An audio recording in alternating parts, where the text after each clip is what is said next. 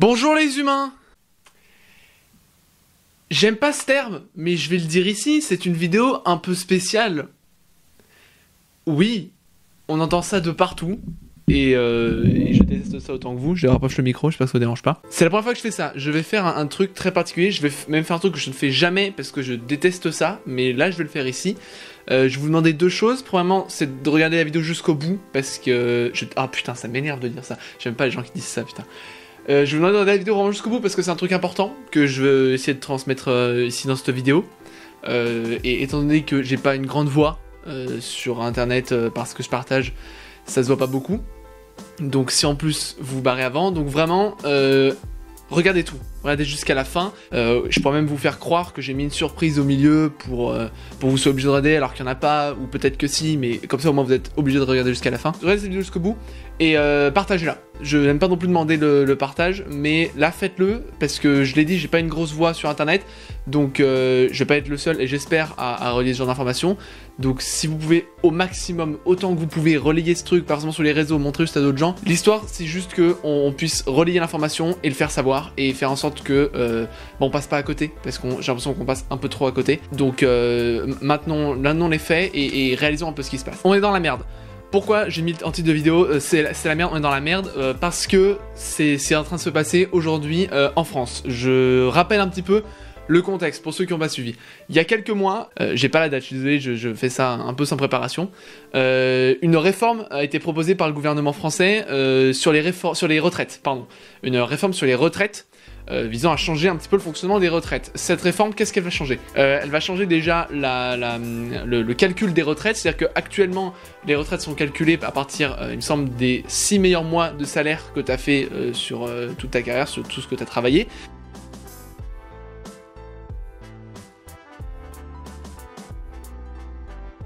Et à partir des 6 meilleurs mois, donc les 6 mois où tu as gagné plus d'argent, tu es plus productif, on se base sur les salaires que tu as reçus pour faire ta retraite. Là, la réforme, elle va changer ça et faire en sorte que ce soit plus sur les 6 meilleurs mois, mais sur l'ensemble, une moyenne sur l'ensemble de ta carrière. Ce qui signifie donc que sera pris en compte, certes, les 6 meilleurs mois où tu as été le plus productif, mais également toutes les périodes plutôt moyennes, ainsi que les plus mauvaises périodes. Ça va faire une moyenne qui va drastiquement baisser la valeur des retraites qu'on va toucher. Donc ça, c'est le premier point.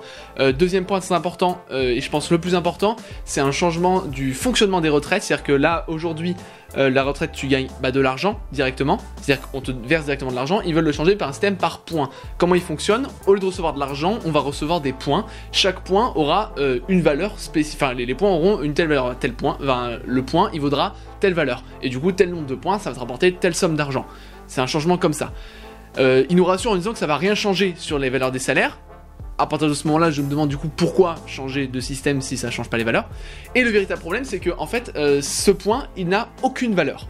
Tu peux lui attribuer une valeur, mais en réalité, il ne vaudra rien. Je m'explique. Prenons cette pièce de 1 euro, là, comme ça.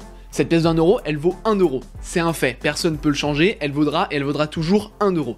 C'est déterminé par ça, c'est une pièce de monnaie, donc qui est représentée par son même existence, comme étant une valeur. Elle vaut ni 2 euros, ni 50 centimes, elle vaut 1 euro. Quoi? Tu fermes ta gueule, toi! Prenons maintenant ce tome 1 de la bande dessinée Freaks Funérailles. Excellente BD au passage, lisez-la. Il n'a pas de préfixe. Il pourrait valoir autant 15 euros, que 14,90 €, que 16 euros, que 17 euros, que 14 euros, que 10 euros. Il n'a pas de préfixe. C'est un objet, il n'a pas une valeur monétaire. Mais ferme ta gueule! Ça ne représente pas une valeur. Donc, on peut lui attribuer à peu près n'importe quelle valeur. Et bah, c'est exactement le problème qu'il y a actuellement avec le système de points. C'est que le point, il vaut telle valeur, mais qu'est-ce qui nous dit qu'ils vont pas le changer par la suite? Et c'est le risque qui va arriver, et c'est même une certitude, c'est que la valeur du point va être obligatoirement baissée, parce que c'est le principe même du système de points, c'est de baisser ensuite la valeur du point pour nous la mettre dans le cul et arranger un peu les grands patrons, en tout cas tous ceux qui vont récupérer de l'argent sur cette perte d'argent envers les retraites.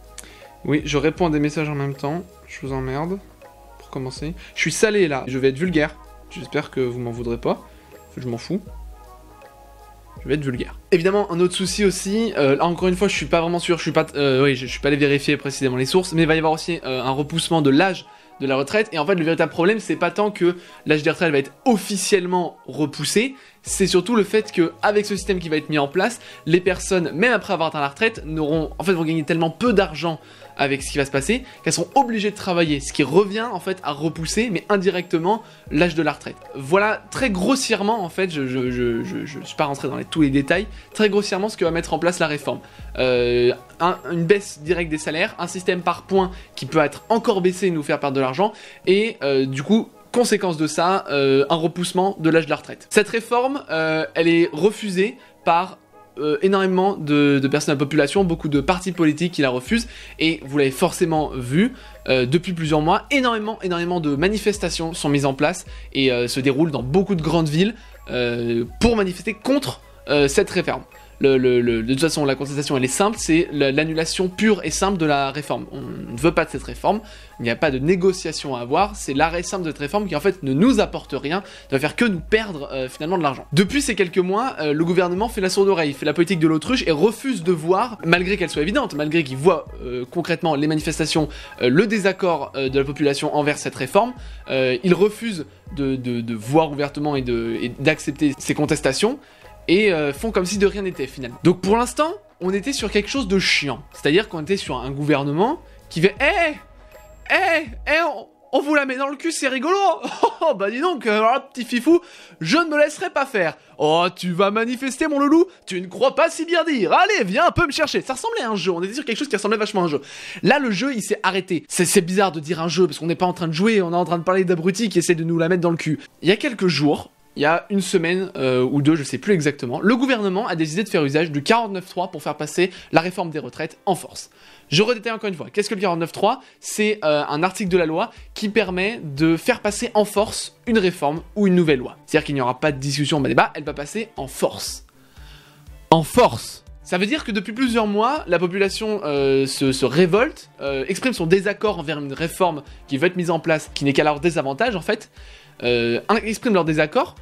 Le gouvernement fait comme si de rien n'était et termine finalement, au lieu d'entendre nos protestations, de l'accepter, décide de discuter, décide de faire passer en force. C'est-à-dire qu'il n'y a plus aucune discussion. Je rappelle que nous vivons dans une démocratie. Démocratie, ça veut dire littéralement, je sais plus si ça vient du grec ou du latin, bref, ça veut dire le pouvoir au peuple. Est-ce que le peuple a l'impression d'avoir du pouvoir dans cette situation? Dans une situation où il exprime un point de vue, un désir, et que le gouvernement, dans leur paradis doré, refuse d'entendre et d'accepter ce point de vue, ce refus de leur décision, et décide, de par leur simple choix personnel à eux, pour leur propre bénéfice et leur propre intérêt, de faire passer en force une réforme qui est refusée par la population.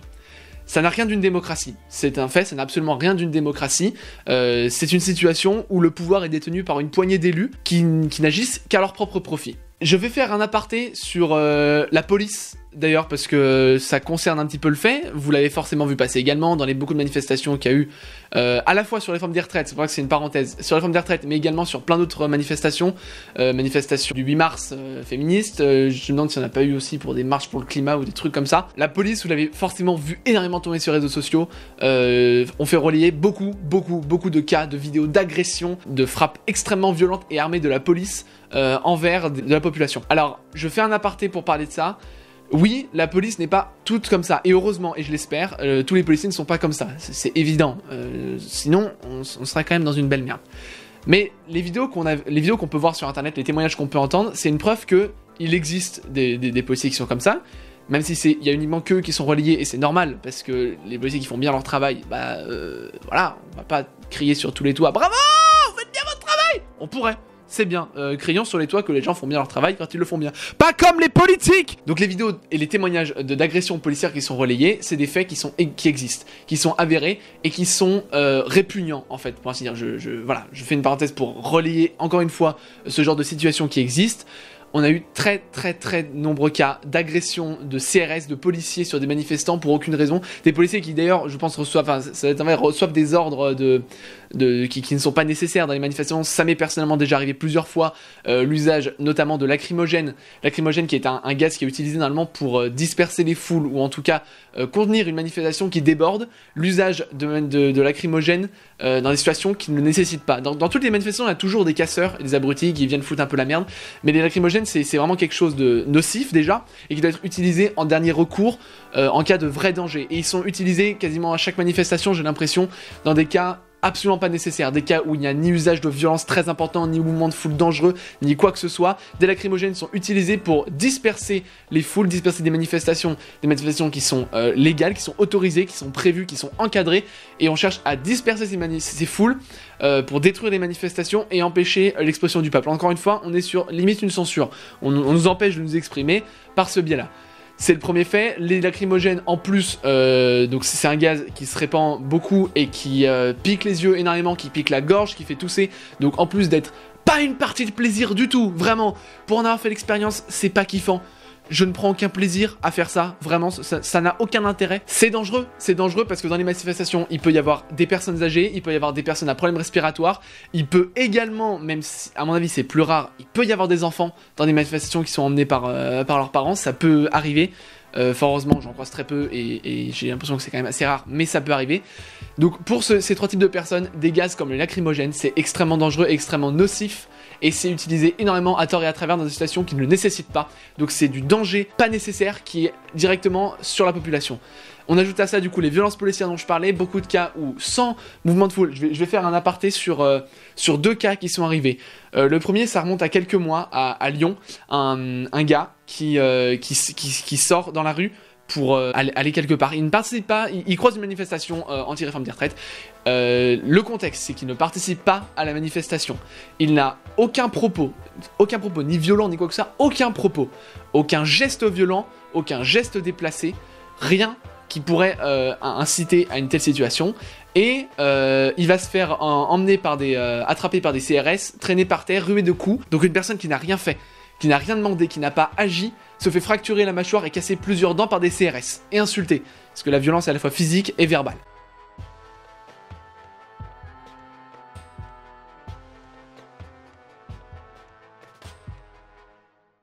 Un autre cas qui est arrivé très récemment, le 8 mars, mercredi 8 mars, à une manifestation féminine, à une manifestation féministe plutôt, de plusieurs jeunes femmes qui se sont faites, encore une fois, sans aucun débordement, sans aucune violence physique, rien du tout, sont faites, il y a eu un mouvement de CRS qui a attaqué tout un groupe de manifestations, et plusieurs femmes qui se sont faites agresser, qui se sont fait attraper, qui se sont fait traîner, qui se sont fait frapper, insulter, pour être mises en garde à vue dans des conditions inhumaines. J'essaierai de vous mettre en lien, il y a des témoignages de Combini de ces deux cas. J'essaierai de vous les retrouver, de vous les mettre en lien pour que vous allez voir, parce que c'est à la fois intéressant et terrifiant surtout, de voir ce qui se passe et d'entendre les personnes qui ont vécu ça raconter ça. Ça nous fait réaliser en fait réellement ce qui se passe avec les violences policières, les CRS et ce qui se déroule pendant ces manifestations. C'était la partie CRS, la police qui est censée être un symbole de protection, un symbole de devoir, un symbole de sécurité, devient un symbole de danger et de peur. C'est ce qui se passe aujourd'hui. La police inspire de la peur et du danger. C'était déjà le cas avant, on a eu de très nombreux témoignages de cas de personnes, d'ailleurs comme par hasard, des personnes souvent noires ou arabes, bah tiens, qui se font, lors de pseudo-contrôles de police, qui se font agresser physiquement, verbalement, parfois jusqu'à la mort. Il y a des personnes qui ont été tuées par ce genre de bavure policière. Donc c'est déjà arrivé, ce genre de bavure policière, ça revient aujourd'hui avec les manifestations. Voilà, je relais l'information, la police aujourd'hui inspire la peur plus que la sécurité. Pour revenir à la réforme des retraites, usage du 49.3 comme je l'ai expliqué, c'était déjà quelque chose d'inadmissible. En fait, d'inadmissible, c'est un foutage de gueule ouvert du gouvernement envers la population. Mais ce n'est pas tout. Bah non. Est-ce que vous avez entendu parler du coronavirus? Alors vous allez me dire, qu'est-ce que vient faire le Covid-19 dans cette histoire? Je vais pas tout détailler, mais coronavirus, voilà, épidémie mondiale, commence à avoir beaucoup de cas en France, on commence un peu à flipper. Devinez ce qui s'est passé à peu près pile au moment où le 49.3 est passé. Je vous laisse deviner, je vous laisse quelques secondes. C'est bon? Le coronavirus est passé en phase 2 en France et les rassemblements de plus de 1000 personnes ont été interdits.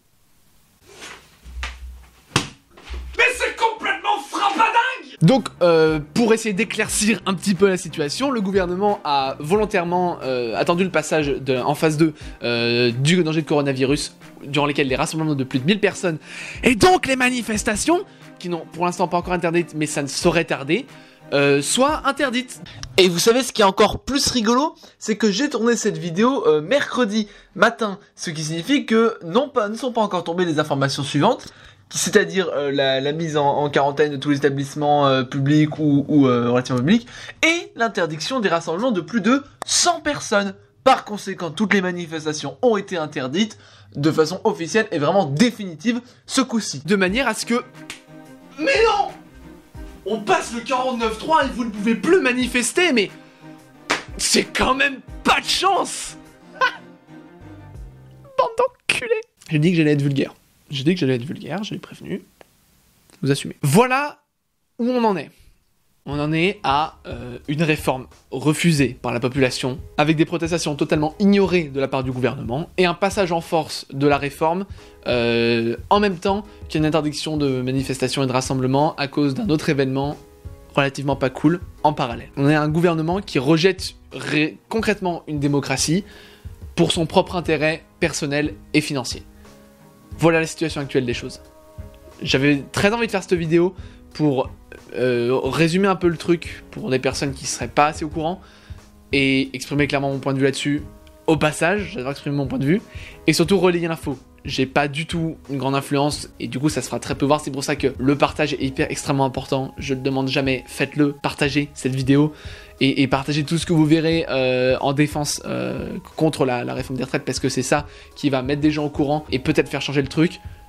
Manifestez-vous, faites des choses pour agir contre, aller aux manifestations ou d'autres choses. Je sais que pour certains c'est compliqué, notamment pour les jeunes de mon âge, parce que ça veut dire souvent rater des journées de cours et ils n'ont pas forcément le choix par rapport aux familles, par rapport à l'éducation ou autre chose. Pensez à votre futur, pensez à vous, pensez aux autres, pensez à tous ceux qui vont subir ça, et agissez comme vous le pouvez pour tenter de faire changer les choses. Je vais terminer en m'adressant directement aux politiciens, en fait, qui sont acteurs de cette réforme qui sont mis en place, monsieur Emmanuel Macron, monsieur Blanquer, et les personnes qui agissent pour cette réforme. Je vais m'adresser à vous, métaphoriquement, parce qu'aucun ne regardera cette vidéo, jamais, donc c'est une sorte de message libre, mais je m'adresse directement à vous. Je voudrais vous insulter, en fait, tout simplement, parce que je pense que les mots et les explications n'ont plus aucun effet face à vous, parce que vous avez parfaitement conscience de ce que vous faites, vous avez conscience que vous nous faites du mal, et vous le faites pour votre profit personnel, vous le savez, et c'est pour ça que vous le faites d'ailleurs. Vous ne cherchez pas à nous faire du mal volontairement, vous cherchez simplement à votre propre profit, en dépit d'une autre. Et puisque on peut pas vous raisonner, puisqu'on ne pourra pas vous raisonner, puisqu'on ne pourra pas vous convaincre ou vous persuader de quoi que ce soit, je vais simplement vous insulter, parce que c'est la seule chose qui, moi, me fera du bien, de m'exprimer clairement à votre égard, et vous dire ce que je pense réellement, parce que ça ne fera peut-être pas changer grand-chose, voire rien du tout, mais ça me fera du bien. Laissez-moi vous traiter de connard. Laissez-moi vous traiter d'enfoirés d'élus corrompus, de salopards de capitalistes, de sacs à merde, ou encore de raclures de chiottes, mais surtout laissez-moi vous traiter d'ordures, parce que pour avoir à ce point-là aussi peu de respect et de dignité envers les personnes qui sont aussi loin de votre paradis doré, c'est qu'il faut pas valoir mieux qu'un déchet. Le système par points, en réalité, ça permet une chose. Ça permet de baisser chaque année le montant des points, la valeur des points, et donc de diminuer le niveau des pensions. Contre le chômage et pour la précarité. Et contre la précarité, pardon. Certains parmi vous ont déclaré la République c'est moi. Eh ben moi je vous dis que la République c'est nous et vous êtes rien. Votez pour moi, j'imposerai à qui veut l'entendre. 49.3, qu'en fait il n'y a rien à comprendre. Je restaurerai souveraine les seules valeurs qui tiennent. La mienne. Pour moi, votez pour moi. Pour moi, votez pour moi.